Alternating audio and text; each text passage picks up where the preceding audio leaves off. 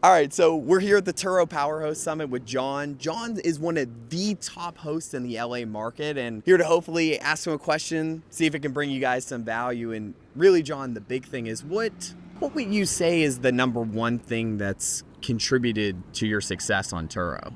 I guess I just got in super early and just learned all the ins and outs of Turo over the past almost 9 or 10 years. So I kind of figured out the market and figured out best way to buy cars, where to put them in LA, and just how to be profitable, Yeah.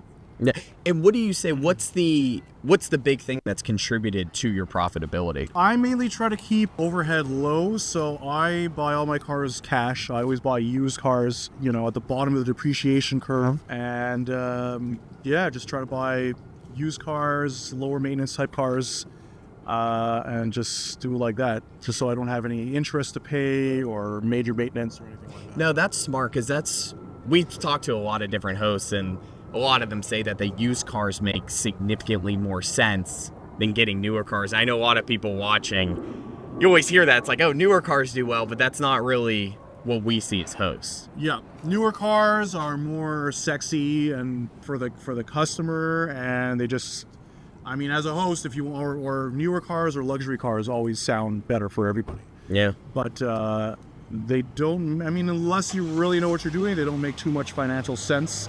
If you have too many loans, too much interest, and especially with luxury cars, the depreciation really hurts your bottom line, because in the end, you only really make money on the buy and the sell of the car, not how much money you're making on the rental income.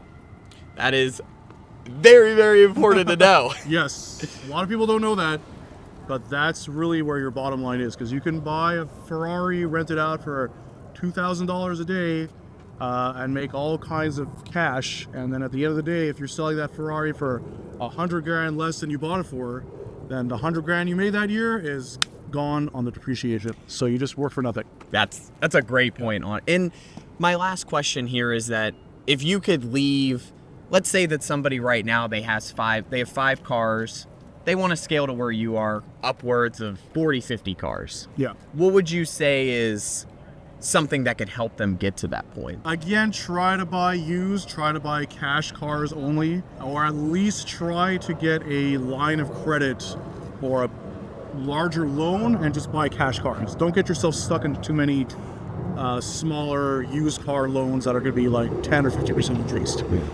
Outstanding. Well, thank you so much, John. I appreciate it. Thank you very much for having me. All right, guys, we're at the Turo Power Host Summit right here. Right here, Turo set up something cool to look at some guest feedback, as well as things that hosts can do to improve their profitability. So we're going to look at some of the feedback here now. So we have something about bringing back the minimum price. So Turo recently changed to not have minimum or maximum trip prices anymore. What they do now is dynamic pricing, where they actually choose the pricing for you, but you can still go into the calendar and change it yourself. It's just a little bit more work, but we found a lot of success with this new pricing, and actually found out we make maybe 5 to 10% more. So hurts some hosts, but we've been able to navigate it and still do very well. Don't penalize us on no reviews. So Turo recently changed the platform where your unrated trips actually affect your overall ratings on the Turo platform. I, right now, have some issues with that. I can see how that can hurt some hosts, but I think Turo is going to end up changing that in the future, because they can't penalize guests for doing something like that.